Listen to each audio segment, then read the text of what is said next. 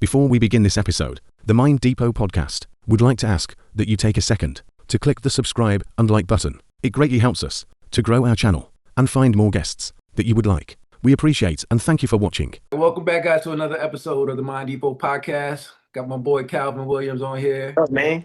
Yeah, man, we go way back. Went to Yo, Florida, facts. went to Facts. Miami. Miami. Word. Yo, I was looking at I was doing some, I got like a spare iPad and I was like, yo, I just want to do like a digital photo album. So I'm like, oh, let me look. I got some old photos in a hard drive and I came across mad photos of us in Miami. But I came across a lot of bad ones. So I was like, I can't. I said, let me delete it, man. This is too old, but I'm gonna delete these.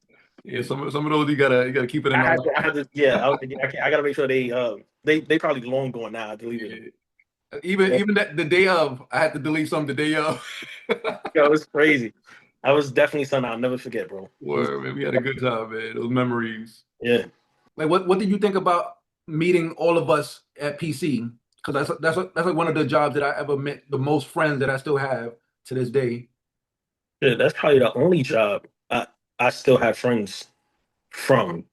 Like actual friends that like I could probably still contact, speak to, you know what I mean? Like see, like the whole thing was crazy. Like I didn't think we would be as close as we are now. Like, yo, like what? That's almost 20 years, if not. Yeah, it's about I started PC in I think '06. Yeah, '06 sounds better. Yeah, '06 because I had just left. You was working at U-Haul. Yeah, I was working at U-Haul. I left U-Haul and I started working at Banana Republic. And they wasn't giving me no hours. They had me on some on-call bullshit. You ever heard of that? Yeah. Yo, it was 1 week where they put me on the schedule as on-call for 1 day. They was like, if we need you, we'll call you. I went to PC that day. And found a job. I applied with Miss Wanda. Uh-huh. Miss Wanda was like, don't worry, I got you. Yo, no lie, like 2-3 days later, I got a call. I was in there. That's dope. So 2006 to today, that's about going almost on 19 years. Yep. Yeah. Yeah, man.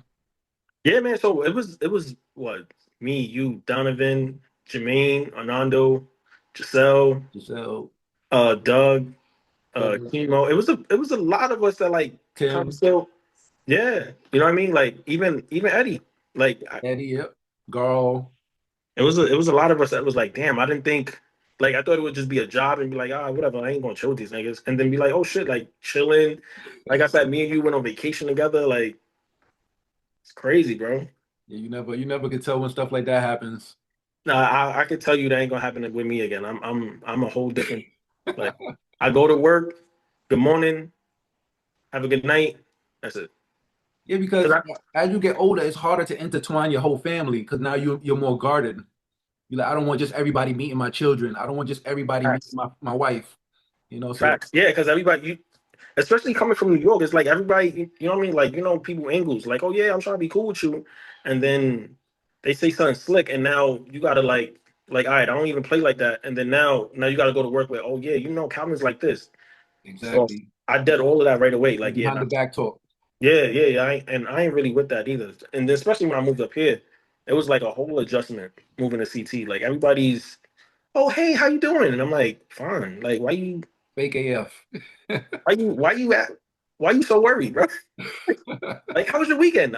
It was okay. Like, and then I just answer and I don't like give a rebuttal. Like, oh yeah, how was yours? And be like, all right, cool. And I just go in my office. Like, oh, you got an office out there? Yeah. I feel like I got the perfect job, bro. I'm a biomed technician and I work on dialysis machines. So I got my own office. I run 2 clinics, and yeah, I spend a lot of time dolo. Okay. As a dialysis tech, I don't know much about it, but my stepfather is on dialysis. So could you explain it to me and whoever else might be watching this episode? What does a dialysis tech do? So I'm a biomed now. So I don't. Okay. I was a tech at one point. I was a tech. So basically, I would put the patients on the machines. You know, the machine does all the work, which filters out their blood because if you're on dialysis, meaning your kidneys failed, right? So you're most likely at final stage kidney failure, and the kidneys is one of the most important organs in your body, besides the obvious, the brain, the heart, whatever, right? So the dialysis machine filters out extra fluid that you can't get rid of and certain toxins in your body that your kidneys would get filtered out from. So I was doing that for about 8 years and I always wanted to be a biomed, which basically the one that works on the machines. Cause I'm like, damn, like I want to know more about the machine, but I ain't gonna know more unless I get in the field. So I was like, all right, I'm gonna try. Okay. Few spots worked out and it didn't work. And then I was like, all right, well, finally got a call from a job and I was like, all right, cool. And then I've been doing that. I'm going on a year now, but I already knew some parts of it because I was already a tech. So I was able to work with the patients and on the machine. So I knew that part of it. So now I'm just working behind the scenes now. So you're like fixing it, or you're the one that's like putting in the calculations or something. I don't know the terms, but So when I was a tech, I was the one like a patient would come in and it's basically off weight and target weights and stuff like that. So like I was doing that first. Now okay. I'm the one fixing the machines, repairing, Okay. doing all the repairs now. So that's the biomed. Yeah, that's a biomed. Got you. And I So was able to. I went to Texas. I just came back from North Carolina about 2 weeks ago. I was there for a week. Shelby, North Carolina, helping out a clinic there. And yeah, it was a pretty cool job. And then like they also do during COVID, there's doing a lot of like travel tech stuff. So okay. like you could work anywhere that they needed you as a tech. And then from there, I worked in a nursing home as doing biomed stuff too. I mean, doing technician stuff. So What type of qualifications you need to get that position? Like let's I start with the tech. For the tech first, like what qualification you need for that, and then the qualification for the biomed. so for the tech, there's some companies that'll train you on site. Um, DaVita is one. That's like one of the main ones. Fresenius is another. Okay. Um, those are two major ones. I mean, even DCI, Dialysis Clinic Inc. They'll train you on site, Okay. meaning like your experience is probably like zero, right? But if you know somebody and they want to get you in, you can have zero experience, Oh wow. Okay. and then they'll train you, and then you just got to get certified within the 18 months of a data hire. And then within that time frame, they pretty much show you everything you got to do because it's all repetition. So it's like by like a year, you should pretty much know the job. Only thing that changes is like, people crashing, and I mean crashing like passing out, vomiting, stuff like that. So it's pretty much no, I mean, you got to get CPR certified or um, that's the only thing I would say, which most jobs they do that too. So like everything can be done on the job.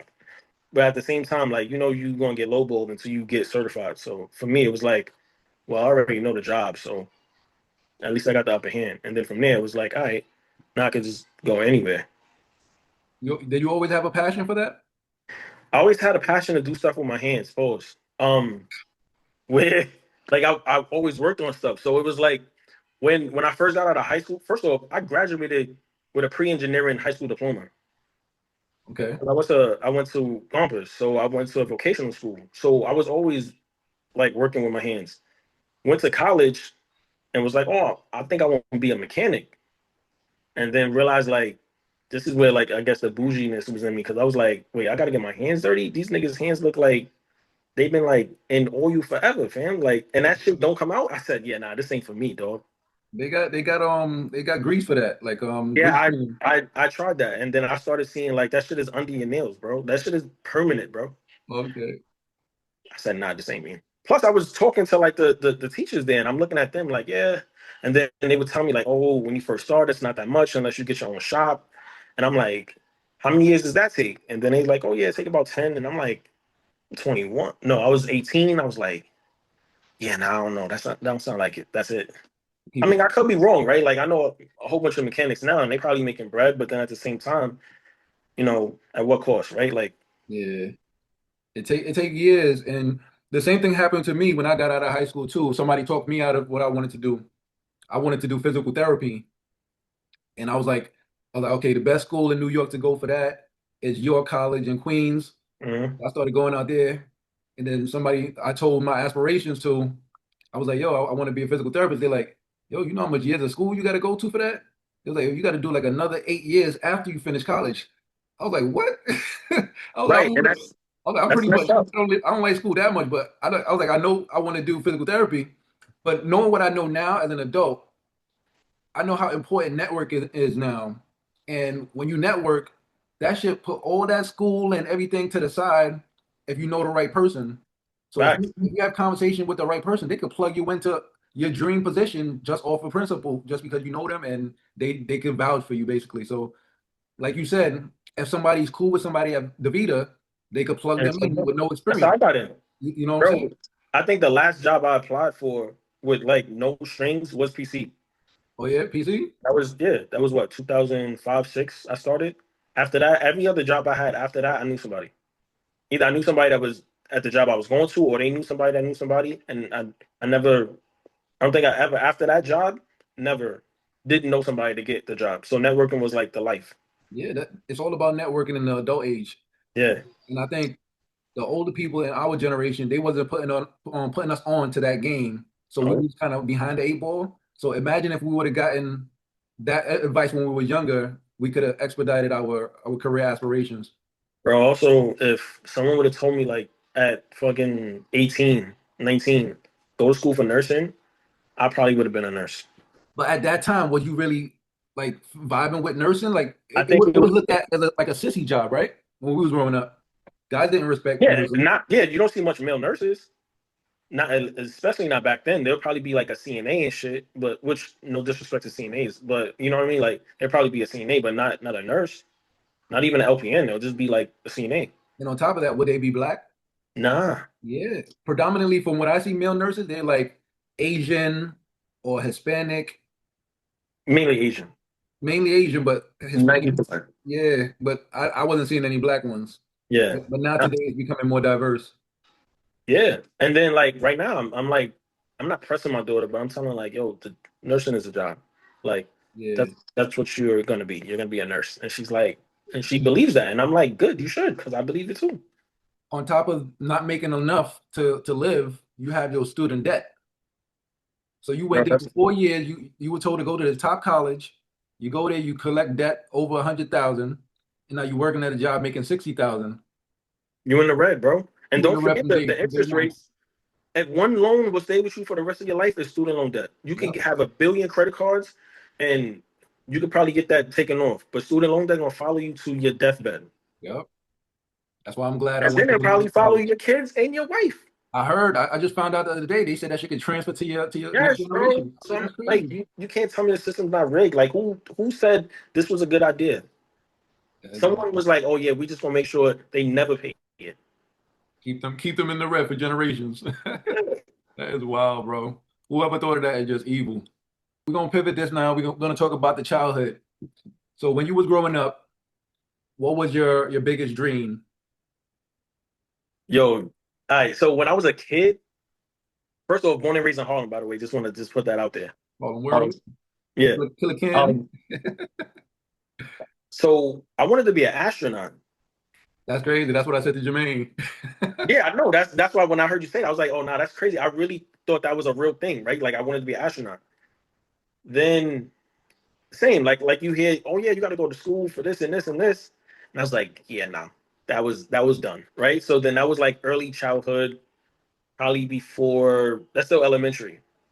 Then middle school, middle school, high, early high school, like maybe up until I was a junior, being perv, I was like, I want to be a gynecologist. Yeah. For a minute, I was like, yo, I really want to be a gynecologist. Then I realized that was another one, like, yo, you got to go to math school. You damn near got to be a doctor. I was like, yeah, that shit is not happening. And then, like I said, it was like, and then it was like, oh, I want to be a mechanic. And that came more realistic because it was like I was able to work on cars, do stuff with cars. So I was like, oh, I think I can do this. And so I was just like, yeah, no. The pay or what I'm thinking the pay would be was not it. And then it became, just working jobs until you find something you like. Yeah. But when you said that you wanted to be an astronaut, I was like, yo, that's funny. I really wanted to be an astronaut too. See, and the crazy thing is, what I look at it now as, if you don't see representation, somebody achieving that goal, it's harder to see yourself in that position. So you Right. start to doubt yourself. So to say like, I don't think I can do it. I'm not going to be able to do all those years. And then maybe when I do all those years, they still won't allow me to do it. You know, so you start being like, I'm not gonna go through all of that. Cause me, my big dream when I was young, I wanted to be a firefighter and a police officer. Those were my two big dreams. I was able to accomplish one in a small scale department, but Yeah, I yeah, remember that. I seen you in uniform. yeah. So yeah, I was able to accomplish one of them for a short period of time. Yeah, no, I never wanted to be anything that was like, because I just felt like those jobs are like so uniformed, right? Like it's pretty much just every day the same thing. Even though I know being a firefighter is not the same, right? Yeah. And being a cop is not the same, but I feel like the task itself is still like the same, right? Like, and then I look at, and then as I got older, it was like, wait, hold on, pretty much every job is like that. But for me, it was kind of like I didn't understand it to the level of I understand it now, but I wanted to understand that side. I wanted to know why generations of people have their families in fire departments and police departments. You understand? Like I get that. I'm like, if they're doing it, there must be a reason and it must be good. You know, their grandfather was doing it, their father was doing it, their son doing it, and then their grandchildren aspire to do it too. So I always look at it that way, you know, and also when they pass away, they're celebrated. Like the other day, I was driving and the fire department had the whole street shut down on Melrose over by 161st Street. Hmm. Like they had like one lane open and you trying to get buses and cars and scooters through there. It was a hot mess, but they didn't care. Right. They want to celebrate their brother's The death. people, yeah, You know what I'm saying? So it's like a brotherhood that you don't really see in a lot of other jobs that available for our people. bro. That's the biggest game, bro. That's the biggest game. The biggest game, And and you're gonna lose every every time time. I drive past a fire department or a police department, like the police department is allowing more people of our color, but the fire department it look like it's still hard to get in there, bro. They got that joint on lock. You see like sprinkles of pepper. Uh-huh. Yeah, and it's gonna stay that way. In Mount Vernon, though, they have a lot more of our people in Mount Vernon fire departments. I think they're like Brittany was telling me that they're one of the ones that celebrated that they have an all black fire department up here in Mount Vernon. So And then what they gonna say? They ain't putting out no fires. you they'll try to find something to say. I tell you that Or much. they always late.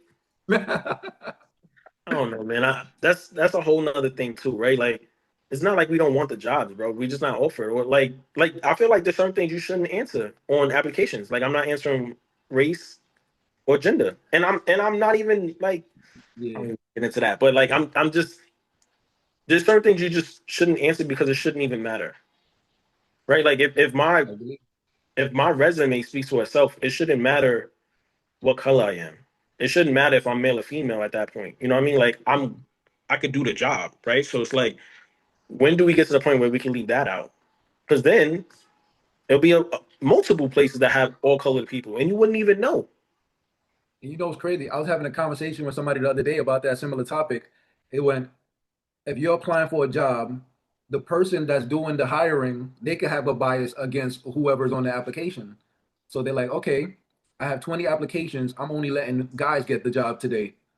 Or I'm only getting people under the age of 30. So now you have all the qualified people 40 years old that can get the job. But just because you want younger people there, Hmm. everybody's excluded over 30. Then you have race and you have gender and you have all these other things. And then when you finally do make it, it could be a name. You could be the most Bro, my last qualified name is candidate. Williams. They know that's a nigga name. I'm already screwed. Not really. It's not really. Yours is kind of borderline. But when you have a name like Sharquisha, they know off bat that's a black name. But then you get thrown off with a white girl with that name, and you're like, oh damn, I could have gave her a chance. You know what I'm saying? But your name is going to get you through the door, Right. and that's why for years parents giving their children those crazy names because they want to be individualistic, and you end up shooting your kids in the foot. Bozos. That's what they are. You know what I'm saying? Now children are changing their names so they can be more professional and stuff like that. And it's kind of like you lose your identity when you do that. Because at one point I thought about changing my name because my full name is Danelle, and I've never found anybody else that had that name. It would be like one letter off or different variables, but it never Or be the same. R's and it'd be Darnell. Yeah, it'd be like a different one letter Yeah. added. So over the years, I just changed it to shorten it to Dan, which is the Hmm. first three letters of my name, and it's been received well. And people be like, "Oh, when I first saw your name, I thought you was white." I'm like, but that's not the case. I'm the same person. Right. It's part of my Bro, name. my name is Calvin. I've been called Kevin my whole life. I've Really? been called Kelvin my whole life. So Yeah. I get the whole name change. Like, and my Calvin is a common name. That's what I'm saying. I'm like, how did you get it And I've been wrong? called the wrong name forever, bro. Like what? When you was in school, were they messing it up in school too? Yes. Oh my That's what I'm goodness. saying. My whole life, all through school. I'd be like, oh, Same here. you introduce yourself. I'd be like, oh, I'm Calvin. And then like a few minutes later, be like, hey, Kevin. So it got to the point I used to be like, I got good with just ignoring people. Like I mastered it now, but like that's what made me get good with just, all right, I'm not going to hear you. What was the last thing that you did for yourself That made me happy. that made you That happy? that also matters, right? I would hope. I mean, you could be doing some shit that's, you'd be like, damn, it's fucked up. But um, Legos, man, I love Legos. Well, what did you build? Not even just build. It was more like bought um minifigures and stuff, and just like put it together. Um, when I lived in the Bronx, I had like a whole like picnic table full of Legos that I was building with my daughter, and then like she kind of grew out of it. But that's something I always loved since I was a kid. So like Oh, okay. it was, I got her into it for a while, so we connected like real tight on it. And then like she got older, she got over it, and I was just like, I'm stuck with all these Legos. But I was like, kid in the candy store, like this is my thing. So I probably recently bought some the other day, and I enjoy it. I enjoy building them, taking it apart, thinking of something else to make with it.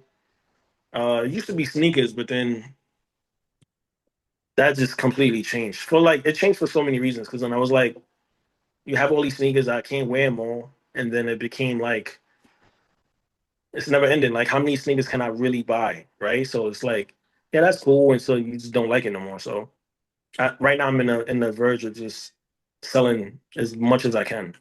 Where do you think your sneaker addiction came from?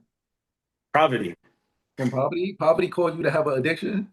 yeah, for sure. Explain that.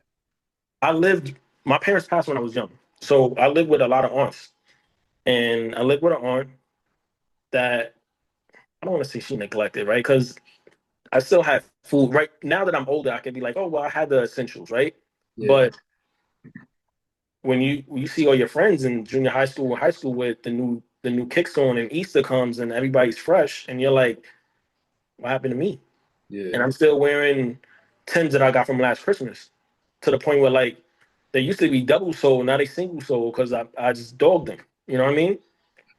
I still remember I did an AIDS walk Oh and I man. had Tims on because I ain't have no other footwear, bro. That Yeah. shit was like 10 something miles, bro. Yeah. You would have thought I was in the army, but that, you know what I mean. So like like things like that, right? So it's like, all right. Then I got my first little job as a paper boy when I was 14. Um, and first thing I did was buy Jordans, and it became from buying Jordans, whatever sneakers, whatever was out that was trending at that time, or whatever I could afford, I would just buy. And then it got to the point where it's like, all right, well, nobody can't tell me I can't get it because it's my money now. Yeah. Okay. Then it became that, and then it was like, all right, I got older. Now I got places to store it because before it was like, all right, I just got a room, and probably even in high school, I probably had like 25 sneakers in high school, right? And then like got my first apartment, and it became like, oh well, I got more space now. All right, I keep buying sneakers, keep buying sneakers, keep buying sneakers, and then now I got a house, and it's like now I got all these sneakers, and I'm like, I grew out of it, But poverty, bro. Besides that, and being told no, and realizing like I don't have what other people have, Yeah. was probably the main reason that became an addiction. So lack of having it when you needed it or wanted it when you were younger caused you to, as soon as you started making your own money, start getting the things that you wanted back then. For sure, bro. Okay. There's sneakers I still, like the foam posits that your soul came off. I'm gonna just put that out there. Remember those that we was Me, playing me ball and and your soul Brian, me and separated? Brian talked about that. So I got two pair of those. Same color. The same Oh sneaker, wow. right? And because when I first got it, it was one of those like, damn, I always wanted these, right? Couldn't afford it. So I was like, all right, I'm gonna make sure I get it now. And then I bought 2 pair. 1 pair never worn, and I'm never gonna wear it. But it was just like that, that trauma was like, well, I couldn't get it then. Now I got it now, and no one's gonna take that away from me. Okay, that's your trophy.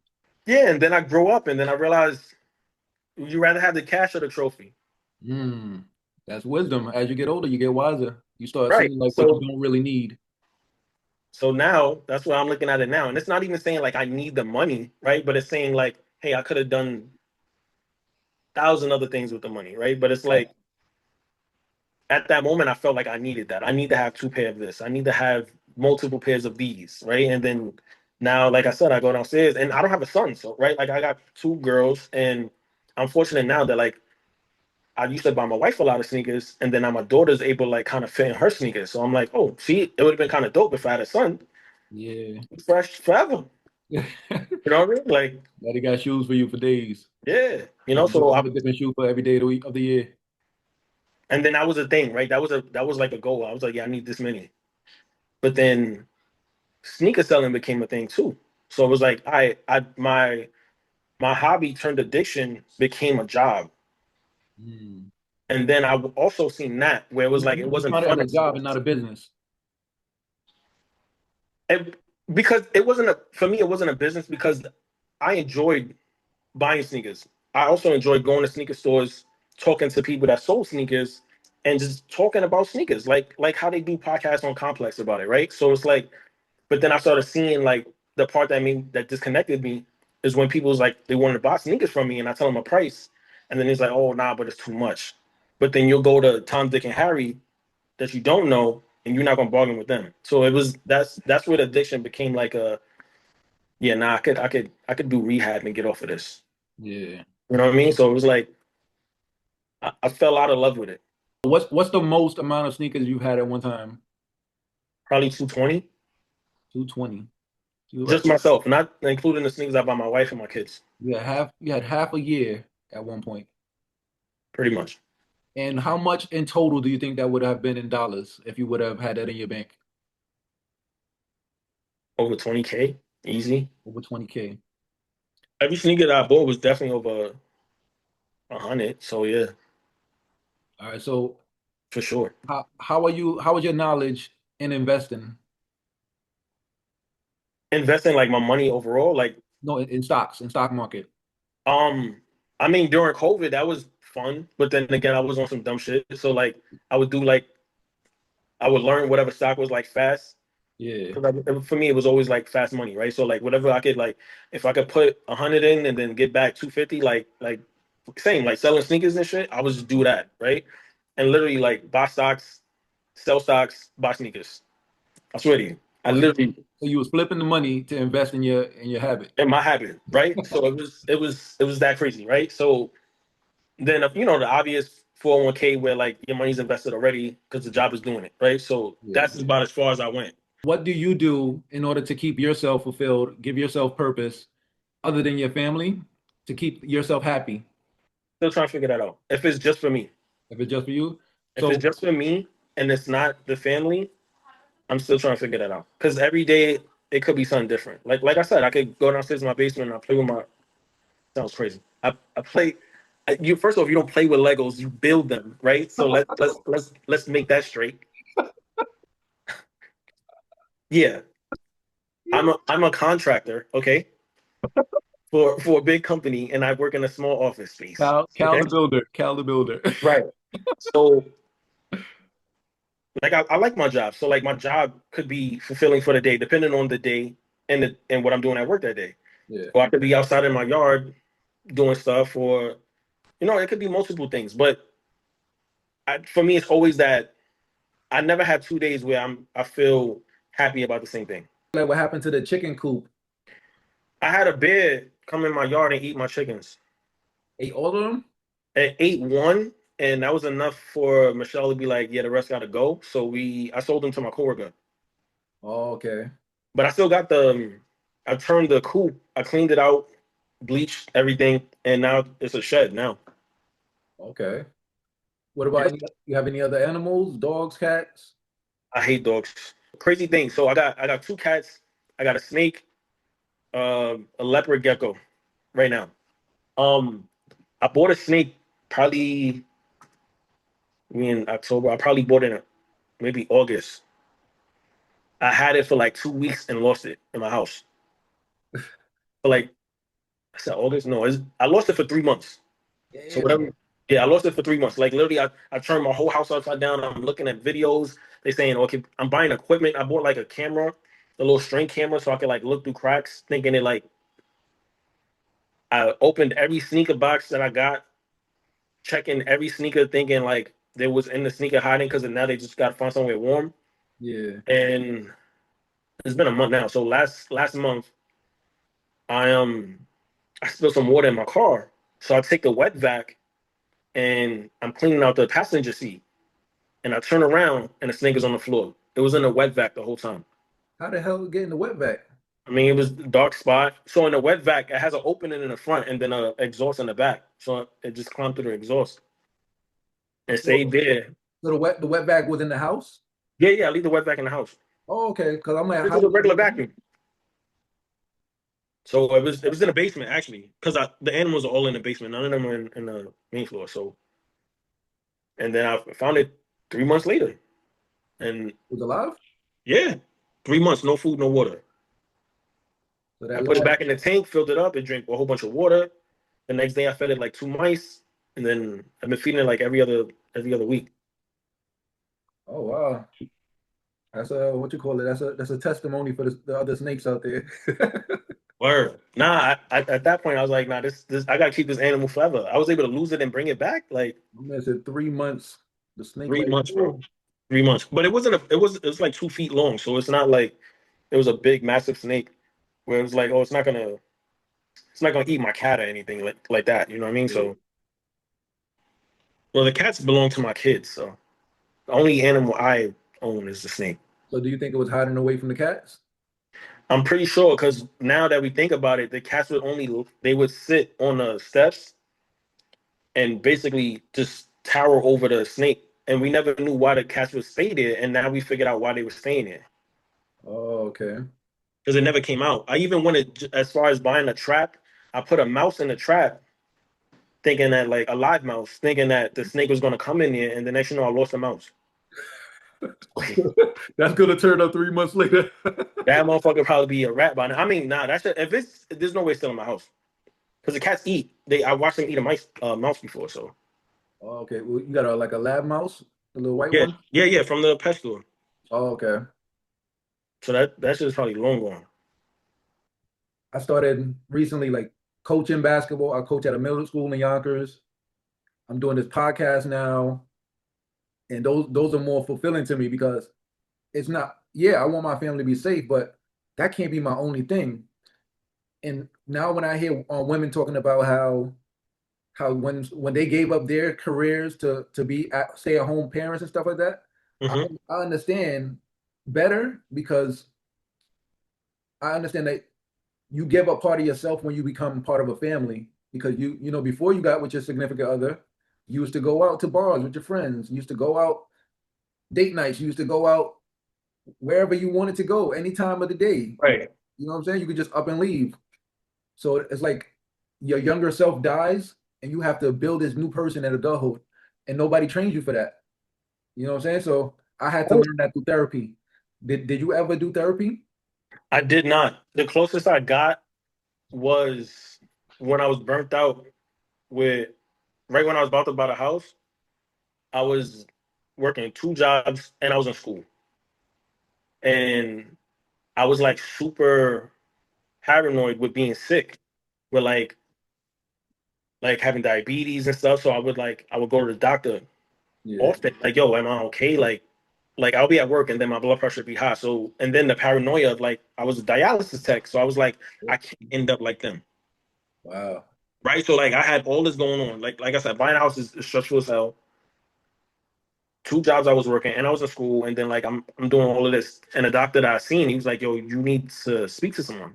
Like you're doing a lot, right? So literally I kind of brushed homegirl off. Like I did the little lesson and I'm just telling her everything like I'm saying now, like, oh, I'm doing all of this, and this, right? Yeah. And she's like, oh, you just need to take your time. And I'm just like, yeah, I already know I got it. You know what I mean? Like, I felt like nothing she was gonna tell me was gonna help me or get me out of that situation because that's what the situation was.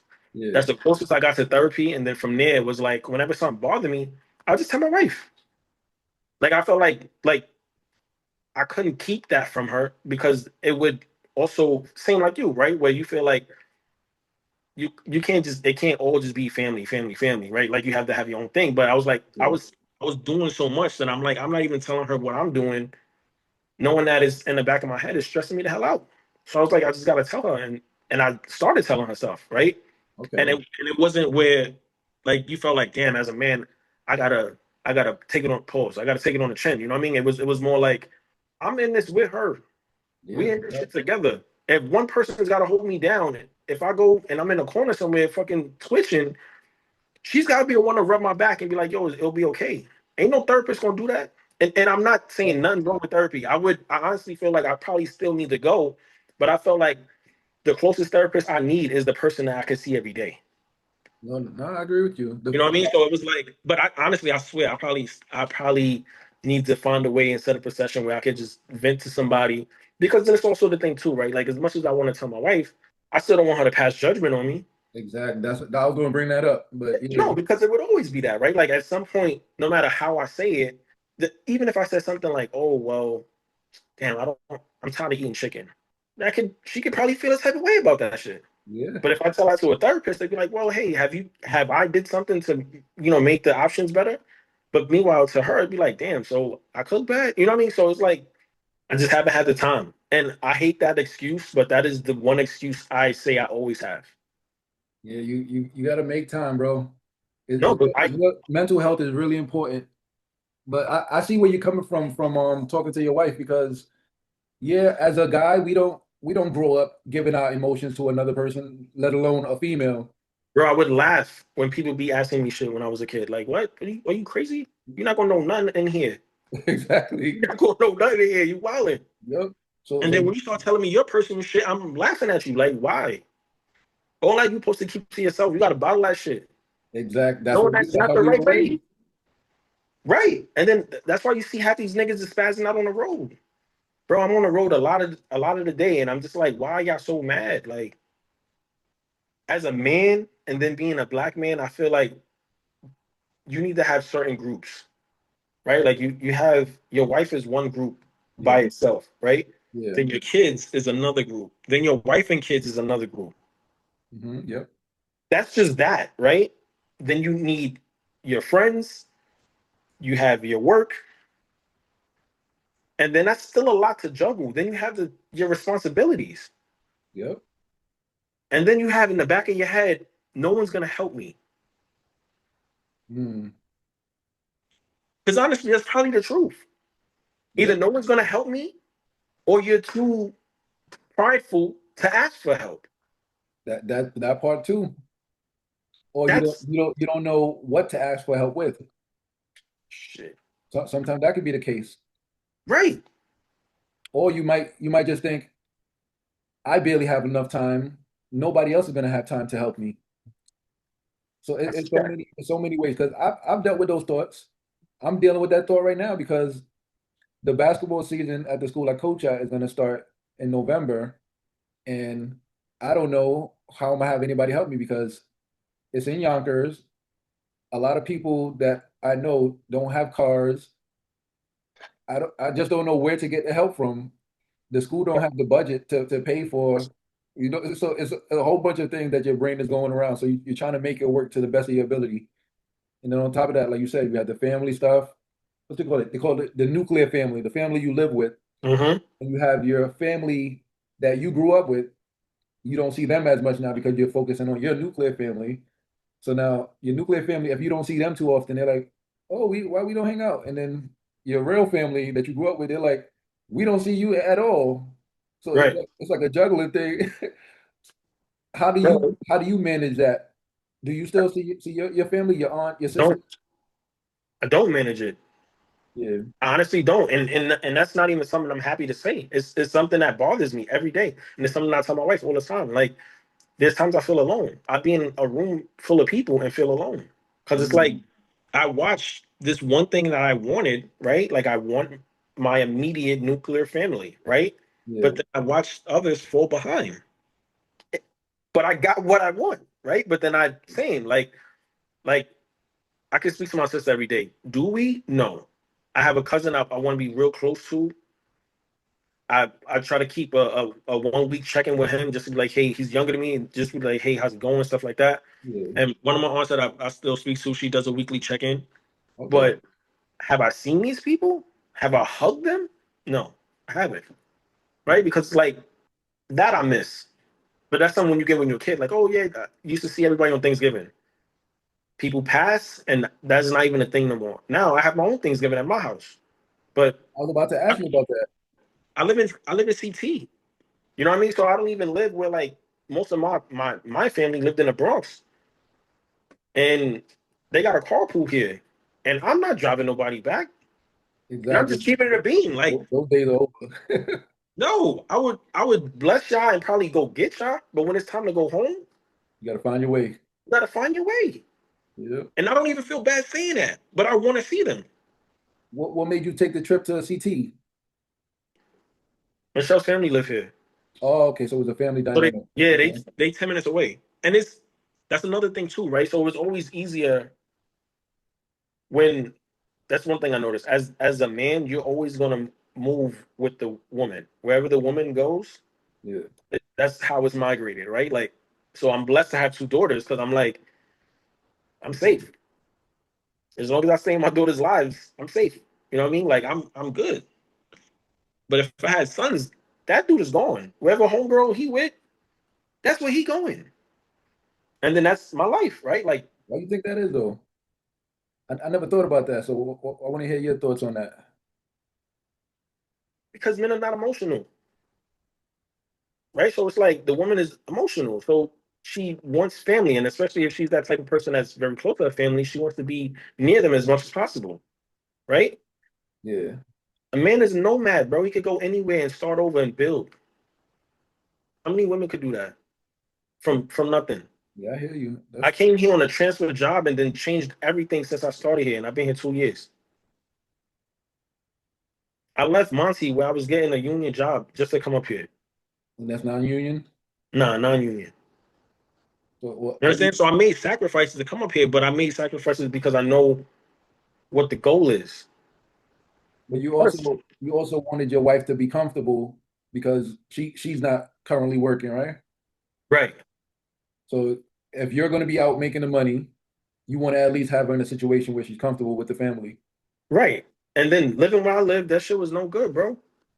I watched it turn from sugar to shit, and like right after COVID, I watched. I lived on East Tremont, so I watched the whole. I watched fights all night. I watched stores get broken into. I watched fiends right in front of me, in front of my daughter, when we was actually coming up to visit CT one time, like passed out, and then everybody pulling their phones out, like, fam, he might be dead, bro. Word, yo, the New York mentality is so bad, yo. Somebody is suffering, you're gonna pull out your phone. And not to call 911. You're pulling out Not your phone to exactly, record. you to record it Yeah. to try to get views. It's Loud crazy. times. Yeah, that and then like I started seeing, like the hood stuff, right? Like, and I don't even want to say the hood stuff, but like I work hard, right? So I want myself plus my kids to have nice things. The last thing I want is one of them to get robbed for it, and I'm not even there to protect them because I'm at work. Yeah, that's something that most people don't even think about. And you shouldn't have to think about it. But I remember when we was growing up, people were getting killed for Jordans. Yeah, Stuff like that's still happening. bro, I'm telling you, I bought my wife a Montclair, I bought my daughter a Mackage, and the last thing I want, bro, is to get humiliated and get robbed for a coat when she's picking up from school. Like, yo, I think about that shit all the time. So I was like, yeah, I gotta get out of here, fam. That is wild, bro. Now I have one neighbor, he got fucking early stages of dementia, and he knock on my door once in the blue thinking it's his door, and that's about it. Oh wow. But I deal with him 100,000 times before I deal with A fiend. a fiend in front of my door, fucking chicks is selling ass in front of the building. Yeah, bro. I wish I was smart enough to do this earlier. That's the only thing I can say. I don't have not one regret in my life that I didn't overcome. but I definitely wish I did this earlier. Do you see a change in your children since you made that change? Hell yeah. Well, I mean, my youngest, she's 3 now, so she's when we moved up here, she was a baby, so she was the same. But my oldest, yeah, less anxiety. She makes friends easier now. They don't care about the New York lifestyle. So all that like, first off, my daughter always went to Catholic school. So only thing they did probably change is sneakers on their feet, but everything else was uniform. But Okay. even that, it was like they don't care about none of that up here. So all that like getting fly shit that like we care about in New York, it's not No, a thing, bro. no other states really care about that stuff. Yeah. Oh. And then they raise their kids to not care about it. And then that's something I'm trying to show my daughter, like, yo, none of this matters, bro. What was your biggest mistake and how did you recover from it? My biggest mistake. Me saying I don't want kids. Me saying I don't want a wife. Oh wow. And how did you recover, or I got it. what made you change that opinion? One of those stages where I'm like, it's got to be more than life than this. And my life was that. My life was, I was single. At the time, I would call it the global text. Send out a text, multiple people, and just have fun, right? And realize like it's got to be more than life than this. This is Yeah. not it. This is not it, Yeah. right? And then like switched that around and got a family. And then now I'm like, all right, I got the family, and it's more than life than this. I want to see what that is, Got you. right? But that was it because it was like scare after scare. Well, thank God we didn't have children with Thank God. the wrong one. Oh my God, even that, bro. Oh my God, super blessed. I'm glad that we're the new generation that's staying in our children's life. You know what I'm saying? We're planting the Right. seed, building a family, raising up our children to be strong, successful people, and we're gonna hopefully change the world with the children that we're creating. You know what I was telling Michelle the other day? I said, you know what's funny? I said, damn, all my friends, like my friends, Yeah, married and have kids. yeah. All All my Brian, friends. Jamaine, me. Brian. No, I said Brian first. Oh yeah. Anando. Oh, Nando. Who else? Tim. Yeah, we all got kids, bro, and we have a wife. You know And what I mean? Like, did you have that model growing up? nah, bro. Like I said, I was raised with aunts, and it was just like they was either they were single. I had one aunt that had a man, but he never played a father figure for me. So it was more like this nigga's just another nigga I come say hello to. All right, that's my next question for you then. Who did you learn How to be a being a great father? what part? The streets or the videos? I don't know. You tell That's me. that's where I learned. I learned from the streets where it's like, all right, well, I want to be the nigga to get money, right? Then I'm like, I'm too scary to sell drugs because I don't want to go to jail. So I couldn't do that shit. Okay.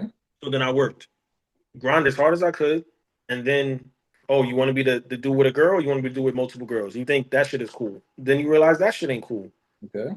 And then the women in my life, which was like the aunts I lived with, I had one telling me, "Oh, you need to go." Well, I lived in the Bronx then, and she'd be like, "Oh, well, you need to go back to Harlem to find." My wife is Spanish, if you know anybody didn't know, Yeah. right? And would tell me, "Oh, I need to go back to Harlem so I can find a black lady to talk to." Right? So I had that. Then I had one that's like, "Well," the other one is like, "Well, just make sure you don't have no kids." Like, so no male figure in my life was like, fam, this is how you should move. Okay. I watched friends have babies early. I watched friends beat on a girl, and I'm just like, I don't want to be that nigga, and I don't want to be that nigga. And then that's how I find my way. Just like overstepping shit. Like, yeah, that's not me. All right, I think I could roll with him, and then he do some shit I'm like, I can't fuck with, and then like I'm trying to figure it out. Still trying to figure it out to this day, bro. But I know I ain't gonna be no woman beater. I know that for 100% sure. You work hard for the things you have, right? Yeah. And the idea is to pass it down, right? But then that's not that person's. That's not that child's want. That's So true. like this is my house. Yeah. I tell my daughter I want you to live with me forever until you get married, right? Yeah. But if her plan is not to live here anymore when she reaches adulthood, who am I to tell her no? That's Right? true. And who am I to tell her, well, hey, I still want you to live in this house when I pass? And she's like, dude, I don't even want to be in this state. Mm. You understand what I'm saying? So I feel like Now she has a choice. I feel like there's some things that we see as we was growing up that we think is the right model, but you don't know it's right until it's you. Yeah. Right. So like, I just like, hey, pass it down. That's what we're taught, or like that's what we're seeing, right? And the pass it down, pass it down, pass it down. But then, like I said, maybe she don't want to live here no more. And then like I can't knock her for that. 10 years ago, I would have never thought I would have had a house. No, let me say 20 years ago, right? Because 20 years ago I wasn't married, and I was like, yeah, I'm gonna have a condo with a nice red car. That was my thing. My car is white and I have a house. That shit is complete opposite, and it's not a sports car neither. It's a hybrid. Oh You know man. what I mean? Like, Yeah. so like I look back and I laugh. So it's something I think about. Like I tell all the time, I try to remind her, like, yeah, I want you to live here forever. Like, I don't want you to go out and see the real world. Damn. I'm gonna take care of you forever. I You're love you limiting to her. death. You gotta let her spread her wings. Right. And I need to make sure she also, bumps her head a few times and I'm there to pick her up. But at the same time, it's like, I know what it is. I know what it's like out there. It ain't fun. And it's even worse now. No, it's not, but like you said, you gotta let them bump their head because that's the best way to learn. Yeah. Because you can tell them all the theory in the world, but if they don't practice it, it's not gonna stick. Max. Big Yeah. fan. This is the part where I got a question from the previous guest. So the last guest was Kiara, and she wanted to know what in your life do you want different results in, and what are you willing to do differently to make that happen? I want to be around my family more. I honestly do. Uh, Okay. it's something I think about, what I'm willing to do for it. I wanted to take my sister and my aunt that I'm close with on a vacation, and I'm willing to pay their way. Okay. No, that's deep, man. Yeah, that's something I want to do. I just need them to get their passport because I ain't trying to pay for that shit either. But if I have to, That's the I have least. to. That's the least they could do. They could get their own damn passport. You That's know the what I least. mean? Like, I'm I'm paying about to show you a good time. Get your passport. yeah, I would say that. Like I said, it's for me. It was just realizing like it's more to life. It's more to life. It's more to life. And so like the question is like burnt in my head with more question marks than answers.